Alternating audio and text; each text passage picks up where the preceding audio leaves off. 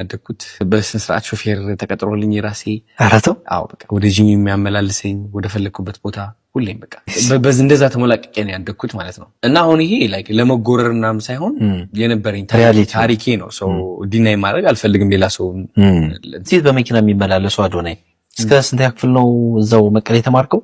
እስከ 12ኛ እስከ 12ኛ ክፍል ትምህርት ላይ እንዴት ነው? መጨረሻ ወጣለሁ ሁሌ ከክላስ ነው በደረጃ ነው? ፋዘር አሁን አንድ ቀን አስታውሳለሁ 39ኛ ወጣውና ከ40 ተማሪዎች እሺ ከዛ ሰርቲፊኬቱን አየውና ምን አለ 40ኛ የወጣው ተማሪ ማየት ፈልጋለሁ።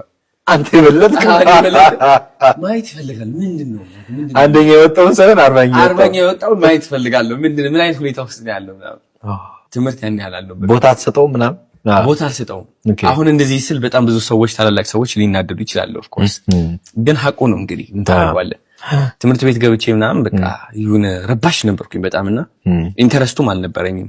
ፊዚክስ አልወድም ነበር፣ ኬሚስትሪ አልወድም ነበር፣ ባዮሎጂ አሁን እንደዚህ ነበር። እንግዲህ አሜዚንግ 12 መድረስ እንደዚህ 39ኛ ምናምን ይወጣ 9ኛ ወድቄያለሁ። እሺ ወድቃለሁ። ኦኬ እሺ በ9ኛ ወደኩኝ። ከዛ ወደ ሌላ ትምህርት ገባው። ኢትዮ ቱርኪሽ ይባላል። እዛው መቀሌ ኢንተርናሽናል ስኩል ነው።